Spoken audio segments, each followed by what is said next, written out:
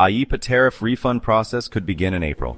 As you may know, on Wednesday, March 4th, the Court of International Trade issued an important ruling directing customs to issue refunds of IEEPA tariffs to importers. The court ruled on a single case but said the IEEPA tariffs, which include the reciprocal tariffs, the fentanyl tariffs on China, Mexico, and Canada, and the special tariff on Brazil, should be refunded to all importers. Later, in a CIT hearing on March 6th, CBP told the court it's not prepared to process those court-ordered IEEPA refunds.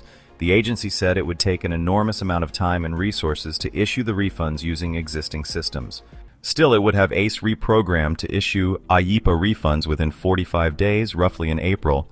CBP said it's confident it can develop the new ACE functionality to streamline refunds and interest payments on an importer basis, rather than issuing more than 53 million separate, entry-specific refunds.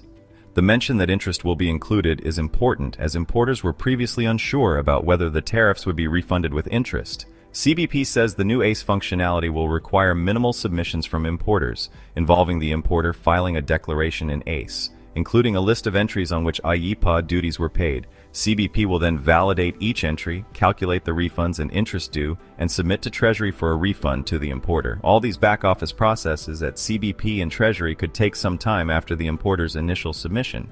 In response to CBP's filing, the CIT judge suspended his previous order that CBP process IEEPA tariff refunds immediately, seemingly accepting CBP's proposed process and timeline. It's important to note that CBP said it's making all possible efforts to have this new functionality ready for use in 45 days, but there's no guarantee on timing. ACE updates in the past have sometimes been delayed. In the meantime, what can you do to protect your right to a refund? First, set up an ACH Refund Account.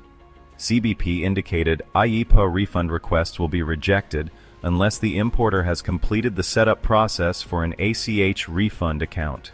CBP noted that of the 330,566 importers that paid IEEPA duties, only 21,423 entities have signed up. Second, track liquidations in ACE and protest liquidations within 180 days. Third, for liquidated entries outside the 180-day window, consider filing suit at the CIT, as it may be the only way to secure a refund. The path to refunds for these entries remains unclear. Fourth, ensure you have a strong internal or external ACE resource. You'll likely need a resource with solid ACE skills to help navigate the refund filing process that CBP eventually programs into ACE. And stay in touch with us. We'll continue to provide updates as CBP programs the refund process in ACE.